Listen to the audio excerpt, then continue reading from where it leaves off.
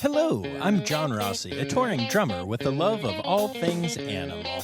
When I'm on the road, I visit as many zoos, aquariums. Hey, wait a minute. What's going on?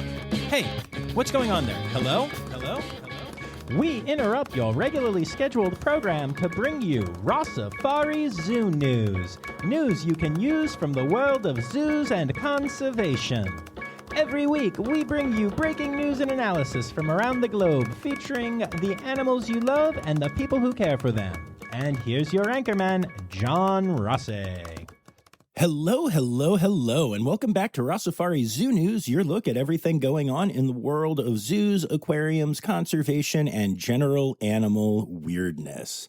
Y'all, it has been a journey the last couple of weeks, so I'm sure that most of you have been following along, but I went out on tour with my show Under the Sun and then headed right to the AZA conference, then right to the AAZV conference. Those are the last two Tuesday episodes that you heard, and then I took a trip home that involved hitting up some other facilities and getting some extra content for y'all there. And I'm finally almost back home. This episode is dropping on Friday, September 29th, and I will have just gotten home the morning this episode drops after spending 2 days with my son Miles, which is a home of a different type. So pretty exciting, but I have been gone for over a month. And those of you that follow the podcast, you know that I'm a touring musician. I spend a lot of time on the road, but this was the first time that I've been, for lack of a better word, touring with the podcast. I've done some small trips and I've even managed to, get in a lot of visits at places while on tour drumming. But this was a solid 3 of these 4 weeks were just being on the road with the podcast. It was a really unique experience. I had a ton of fun and I'm excited for all the cool content to share with y'all. But I'm not going to lie. I am ready to be home. I'm ready to see my dogs. I am ready to crawl into the bed that is my bed. Yeah, that's kind of the hardest part about traveling. Kind of get a different bed every night and you're like, I wonder if this one will be okay. And then your back tells you the next morning. But what can I say though? It has been incredible. I've been to a ton of amazing facilities and we've got a lot of awesome content coming your way.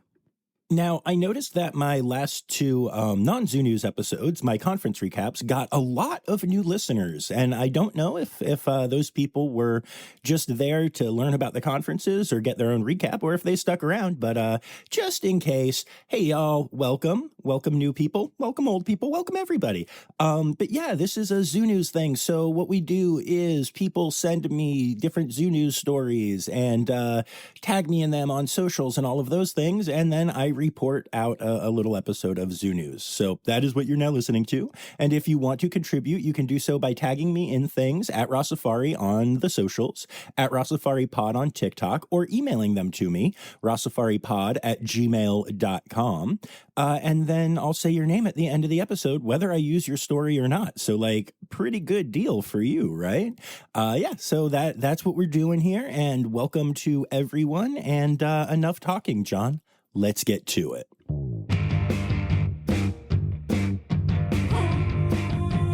Time for Zoo News. Time for Zoo News. All right, so we always start off with our births and deaths, and we always start off whenever we have a new red panda to talk about. So congratulations to the Utica Zoo, which has announced the birth of a single baby red panda, or as we call them, red pandlets. Nothing much to report here, just a baby panda that is doing well, but it's always exciting to see another one added to the population. So congrats to the Utica Zoo. Disney's Animal Kingdom has announced the birth of an addax calf, also known as an adlet. And this is a really cool type of hoofstock, if you don't know what an addax is.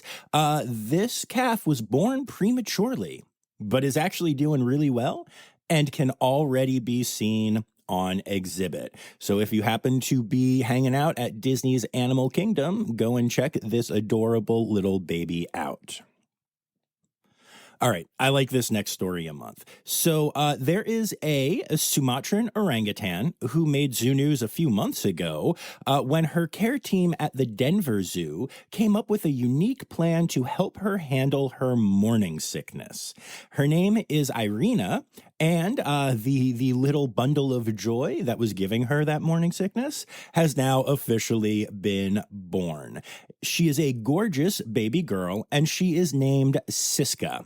So Siska, the Sumatran orangutan, has joined the Denver Zoo family, and it's just cool to see, that story kind of get to its natural happy end, or beginning, I guess, since it's, a birth.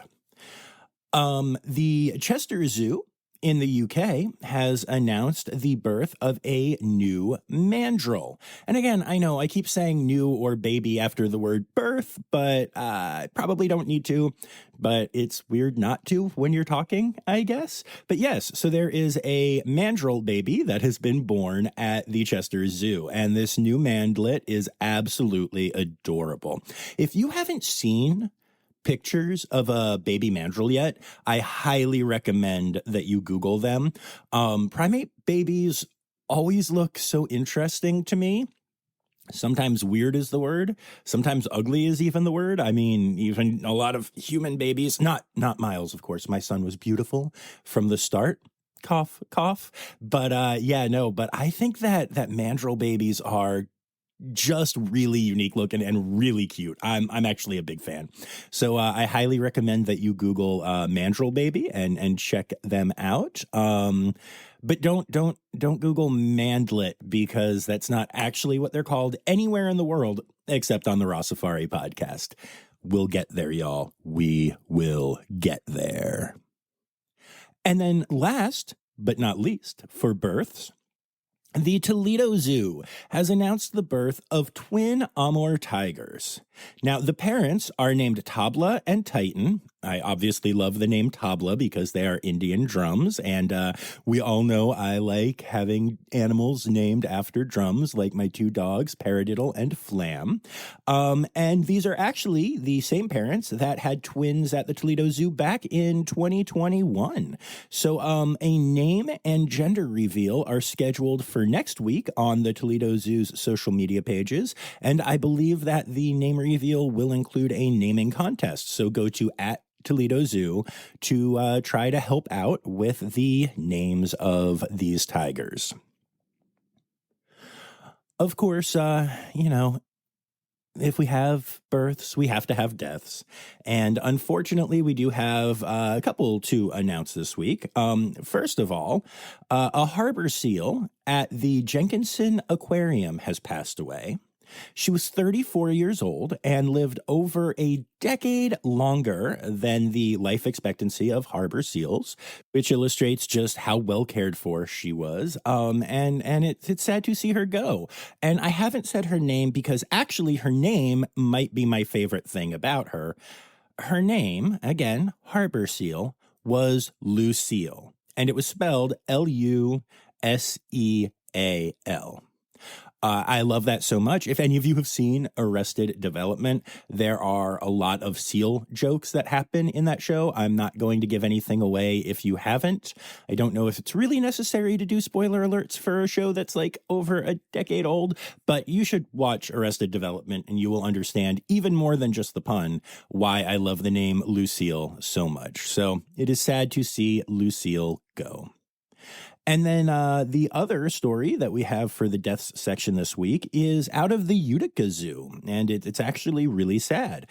They had two cotton-top tamarins pass away, both at the age of 17 and within just a few weeks of each other. The two boys are brothers, and early necropsy findings found a hereditary tumor.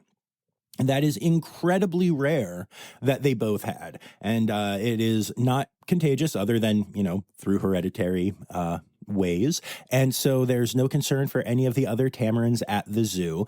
But unfortunately, there was just no way to know this would happen. And so they lost two cotton-top tamarins at the age of 17. Sending love to everyone at the Utica Zoo. All right. And so that brings us to our zoo news outside of the births and deaths. And we're going to start with my favorite story of the week. This is just really cool, y'all. So the Toronto Zoo is the first zoo to participate in a program with Parks, which is sounds like parks, but it is spelled P-A, then capital R-X, like prescription, which is a natural prescription plan that is being piloted right now in Canada. This is a program that allows physicians to prescribe time outside for their patients' health, helping to connect patients to nature. Patients with this prescription get 50% off the admission price to the zoo and get to go and hang out with animals like on doctor's orders, right? So it has long been shown that a connection to nature and being outside and getting away can help with a lot of stress-related, injuries, diseases, whatever word you want to say here.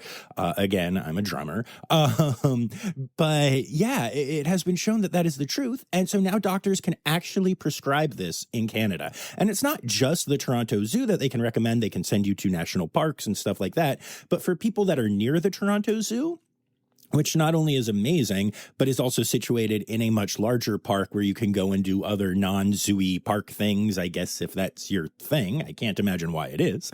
You can just go and you get this awesome discount. And in some cases, insurance and stuff might cover it because it's a prescription. So this is just really cool. And I hope that other Canadian zoos get involved. And I'm a big believer in like true traditional medicine. I am not one of these people who, thinks that you can pray away cancer or whatever. But I do think that getting outside is wildly helpful for healing your body, mind, soul, whatever you want to say. And to codify that is just really cool. So yay, the Toronto Zoo. Yay, Canada. Yay, all those things. And yay, this next story. So we've been talking about Lee, the Pacific white-sided dolphin that had lived with Toki at Miami Seaquarium and was now swimming in that decrepit tank alone. Well, that is no longer the case. Miami Seaquarium has officially announced that their last Pacific white-sided dolphin that had lived with Toki is now living at SeaWorld in San Antonio, Texas. He's been united with other members of his species, including some of his family. So he is at a facility that is AZA accredited that will give him world-class care, and I could not be more excited that this whole story is finally over.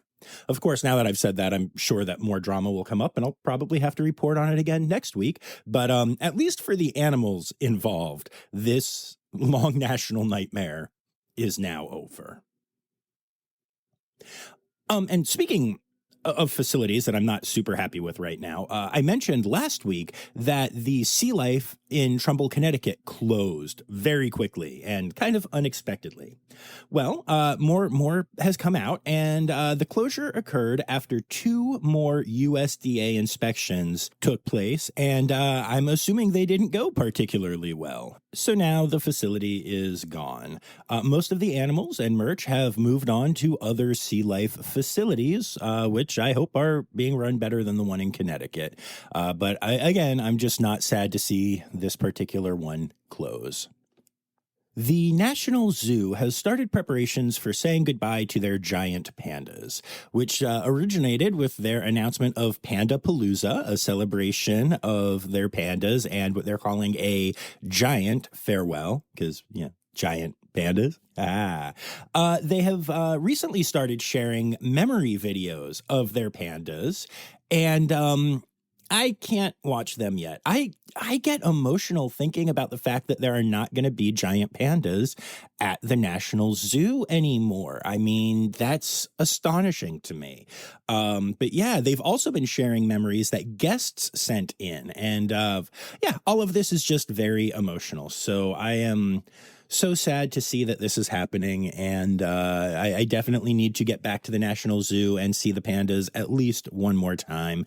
And as you're thinking about the fact that we're about to be panda-free in this country, except for Atlanta, and it is largely believed that they will not get to keep theirs even to the end of 2024, also keep in mind the keepers. You know, I actually know a lot of the panda team at the National Zoo. There are some incredible people working with those pandas. And I just can't imagine what it's like realizing that you're going to be saying goodbye to your friends of many, many years. So don't forget about the keepers when you're thinking about all the other reasons that this is sad. The Calgary Zoo has announced another incredible donation to their polar bear program. The Taylor Family Foundation has made a donation of $3 million. And actually, that was added to the $8.5 million they had already donated to help develop a 2-acre polar bear habitat.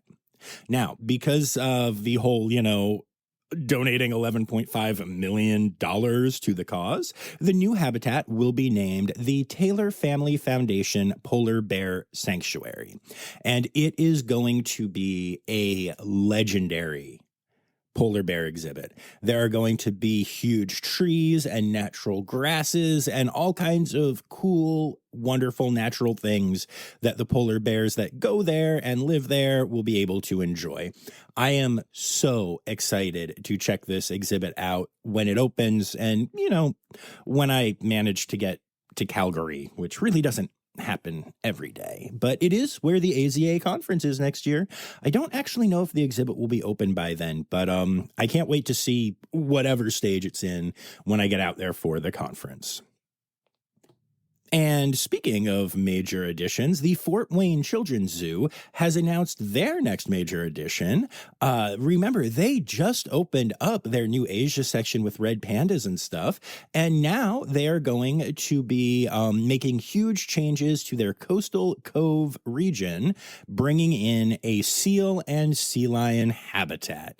So the Fort Wayne Children's Zoo really seems to be growing and growing effectively, and I'm really excited to see those changes. It's always been known as a really good zoo, and pretty exciting. So you get red pandas one year and pinnipeds the next. Hard to argue with that.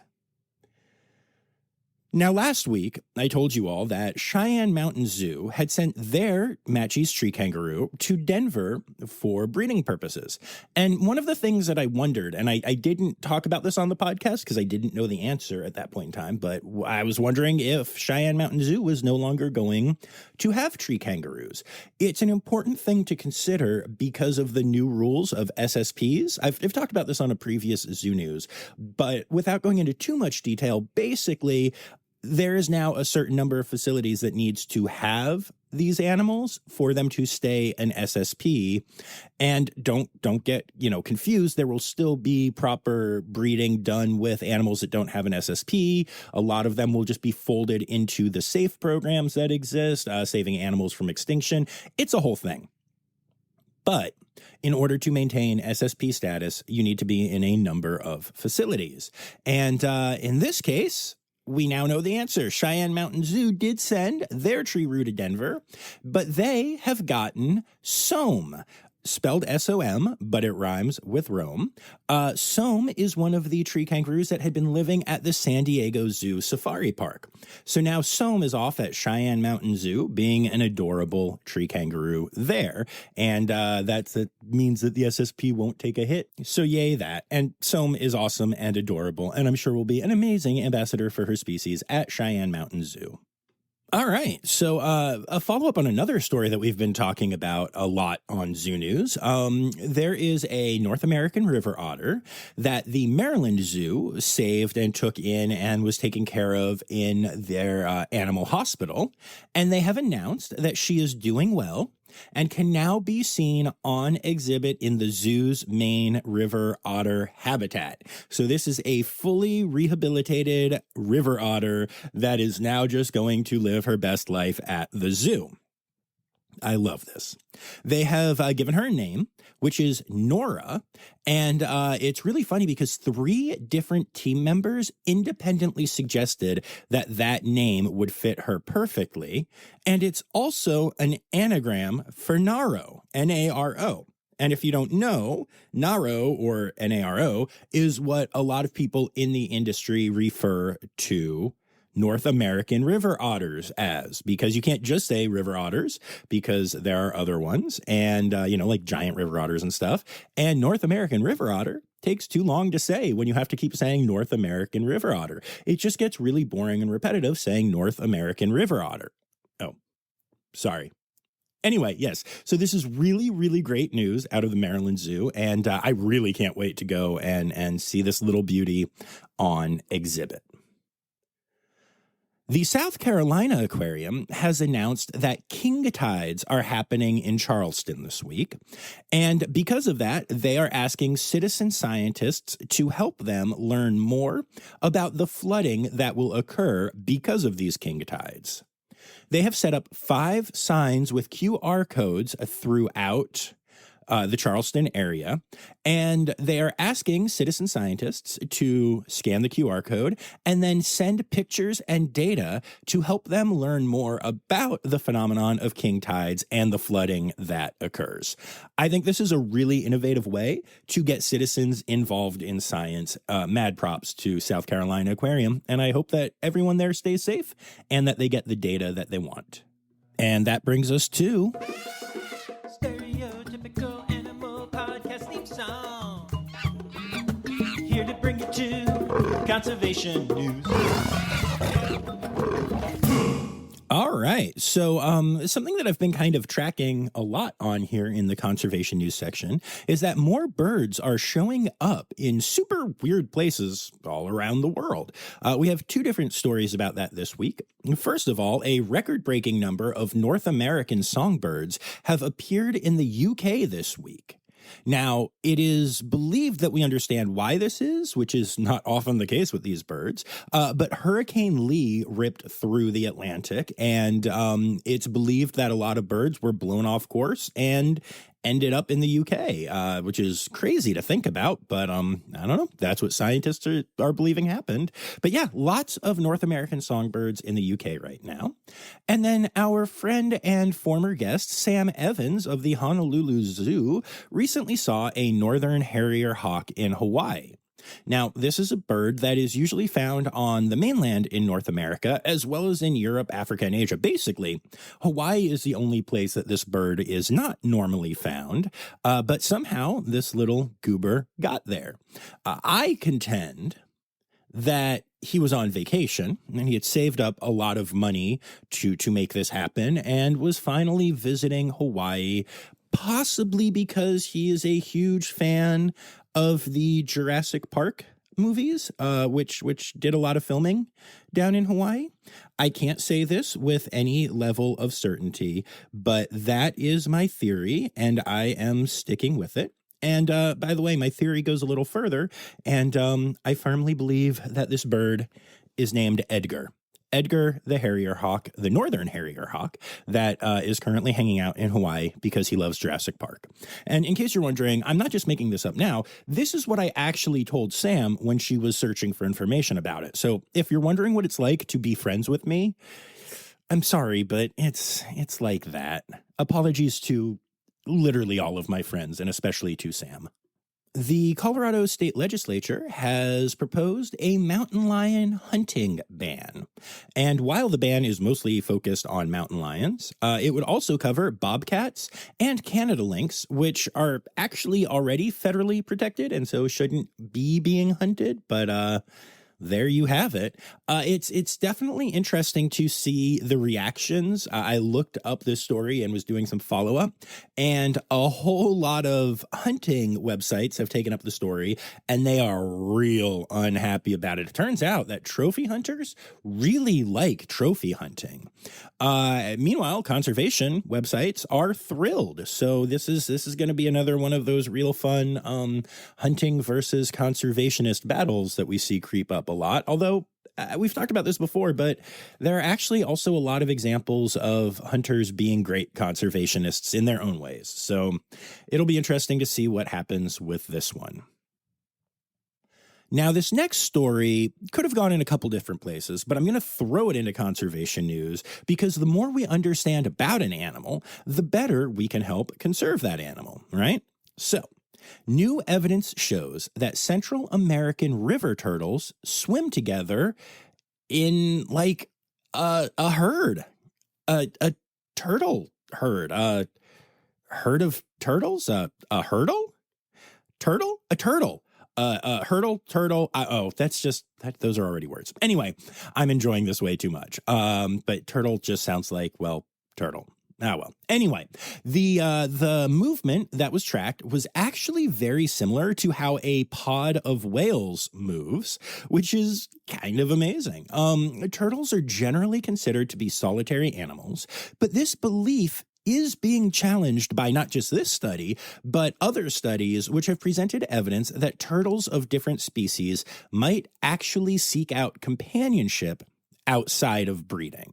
So definitely something to keep an eye on. And as I mentioned in my AAZV recap episode, we don't always understand what we're seeing, and we can't apply what we're seeing from one species to another. So, just because Central American river turtles swim together in a hurdle anyway, it doesn't mean that this would be true of, say, red-eared sliders or whatever. But it has always kind of confused me that we think of these animals as solitary animals, and then you go and you see a log and there are 6 of them sitting together, sometimes with like 2 on top of 4 of the others or whatever, and it's more like a cuddle puddle than you normally get from solitary animals. So yeah, I'll be curious to see as this research continues to go on what we learn about the social structure of turtle society. Gosh, I'm a nerd. All right. So, oftentimes conservation news gets a little sad, but we actually have some really great news this week. So I already like the stuff I've talked about, but on top of that, Africa's white rhino population has rebounded for the first time in a decade, rising 5.6% to a population of 16,803. And while that is a relatively small number, it's not terrible, and they are listed as near threatened at this point. As a person who is a fan of species like red pandas and Machi's tree kangaroos, where there might be 2,500 left in the world, I see 16,000 and I'm like, woo, that's a huge number. And a lot of you who are into rare species might be thinking that as well. But I want to point out that we do know poaching is a problem, so it is important that we save the species now when they are near threatened, rather than wait until they are wildly endangered and then step in and say, hey guys, we got this. So yeah, but it is awesome to see a 5.6% increase in the population. And that's not the only population growth that we're here to talk about today, because the snow leopard population in Bhutan has grown by 39.5% recently. 39.5. That is incredible. It's made extra incredible by the fact that there has been a lot of population growth and a lot of development in Bhutan. So the threats to the species are actually increasing significantly in the area, but conservation efforts being so focused and going so well have actually led to population growth at a time of threats increasing. That is astonishing. Yay, snow leopards. Yay, rhinos too, but yay, snow leopards. And then last but not least in conservation news this week, I blanked on what I was in, sorry. I'm a pro-professional, y'all. Anyway, NOAA Fisheries has announced that the Department of Commerce will be investing $82 million over the next 3 years to monitor and model North Atlantic right whales. There are less than 350 of the species left, including only 70 reproductively active females. The money will go to a variety of programs, including developing on-demand fishing gear that is whale-friendly, an increase in enforcement efforts, and ways to reduce the risk of ship strikes. So hopefully all of this comes together and helps out. As a side note, I don't know if any of you saw a former president who wants to be president again mentioning that boat strikes don't kill whales, that there's only one recorded instance of a boat strike killing a whale in recent memory in a recent speech that he gave. But look, I don't care what you think about the dude, but that's just a blatant lie. Like, there's no way to interpret it that way. I don't know where he got that data from, probably his butt, but okay, that wasn't professional. But anyway, that's still where I'm thinking he pulled it from. But yeah, it turns out that that was just a blatant lie. We have a lot of evidence that boat strikes kill a lot of whales. And yeah, if you saw that, don't believe it. And if you didn't see it, don't seek it out. It's just gross. Anyway, and that brings us to... It's time for other news. It's time for other news. Hey, now, right now, it's time. It's time for other news. Hey, it's a segue to the part called other news. All right, so a lemur that was privately owned in Missouri recently escaped, and there are now videos online showing police trying to chase it down. Gosh, I feel bad for those officers, but I feel worse for the lemur. Don't be a weird exotic pet owner. Bad exotic pet owners. Boo. This next one's kind of fun. A vet clinic in Brazil was confused by a patient that showed up after being struck by a car. It was a dog, but it was like an odd-looking dog. So it turns out that after genetic testing, it was actually the first ever dog-fox hybrid to be discovered. Now, the name of this individual animal is Dogzim, with an X in the middle there. And Dogzim is a cross between a pampas fox and a stray dog. She barks like a dog and moves like a fox. She has a cute little fox head with big pointy dog ears. It's adorable. And I am extra entertained by this because there was a year when Zoe and I fostered a working dog. She's now a police dog, a Malinois named Anna. And we would go out to the field behind our house and we would play fetch a lot. If you don't know about working Malinois, you have to basically kill yourself moving around enough to keep them, you know, active and happy. And this was after her going to school for a full day. And they are energy, period. And so Anna was amazing. And we would go and play fetch, sometimes for hours.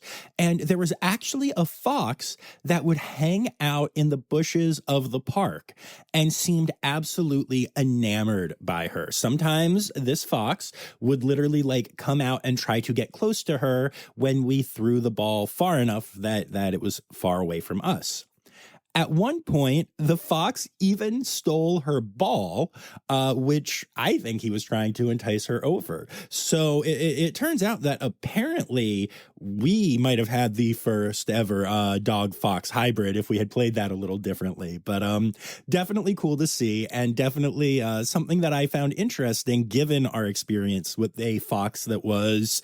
anthropomorphism alert here, but definitely at least attracted to, if not flat out in love with, our good friend Anna. And speaking of dogs, a stray dog in Maharashtra, India, recently fell into a river right near 3 marsh crocodiles. Now, marsh crocodiles are a species that can average around 18 feet in length. And rather than enjoy a midday hot dog, ew, the 3 crocs teamed up to collectively push the dog back to safety. Scientists are baffled by this behavior, but I encourage those scientists to look at any adorable dog face, and I think they'll figure it out, especially if those scientists happen to be a horny fox. Just saying. Oh, animal holiday.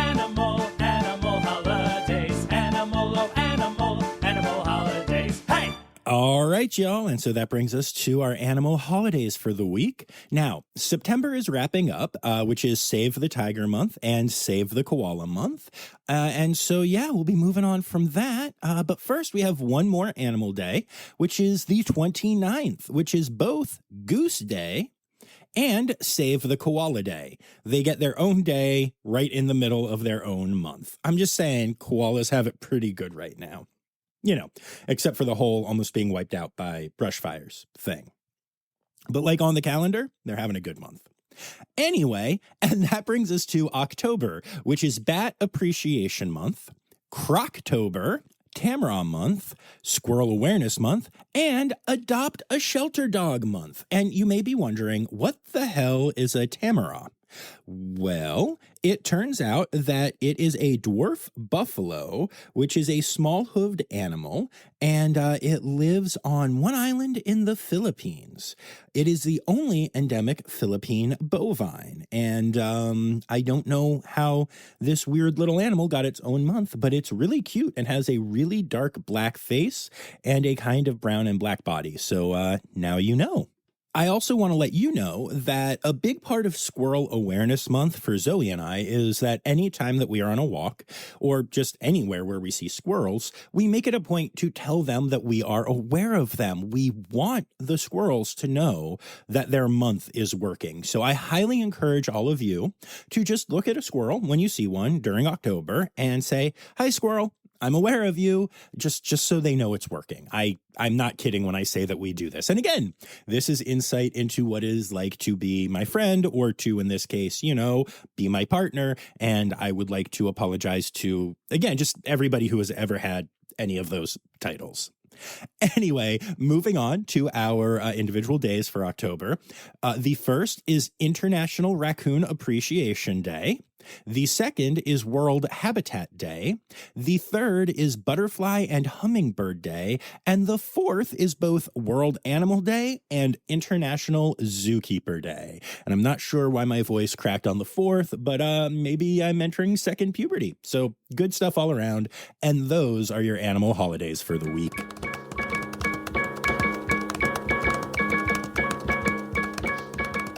All right, so there you have it, folks. Another week of Rossifari Zoo News is done. I would like to say thank you to my Red Panda level patrons, Dr. Laura Shank and Dr. Stephen Williamson, and also thank you to all of my patrons. If you'd like to support the pod, you can do so for as little as $3 a month by going to patreon.com/Rossifari, or you can send a one-time donation on Venmo to @Rossifari.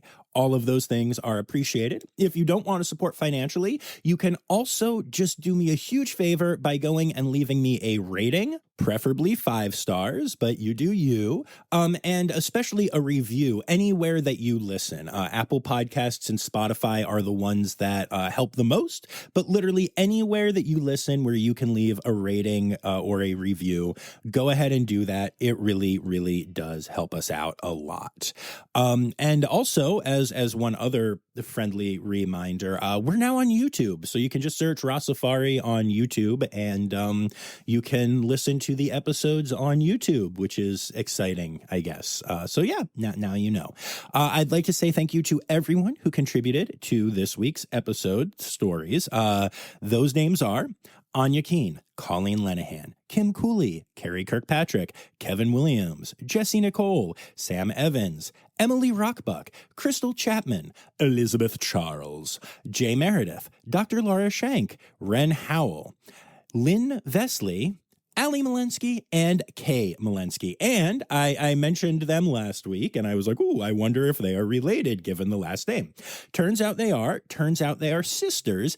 And even more amusingly than that fact, which I guess actually isn't really amusing. I'm easily amused, whatever. But this week, They sent me a story, different stories, but less than 3 minutes apart from each other. I'm just saying that sometimes, man, like you can really tell when people are related. So I'm pretty excited to have the Malensky family as part of the contributing team to Rossifari Zoo News. And I'll probably keep talking about them because apparently their whole family listens and get a kick out of the fact that I talk about them and make them podcast famous. So yay, Malenskys, woo!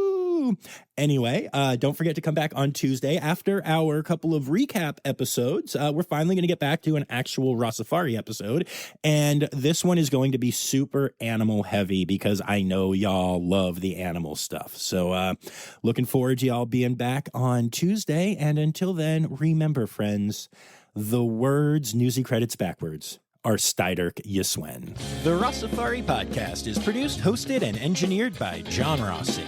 Editing and fact-checking by John and Dr. Zoe Rossi. Our theme song is Sevens by Nathan Burke, performed by Nathan and John. Interrupting John theme and additional voices by Taylor Isaac Gray. You can reach John directly on Instagram and Facebook at Rossifari or by email at rossifaripod@gmail.com. Rossifari is part of the Daydreamer Media Network. Now, stop listening to me and go visit a zoo.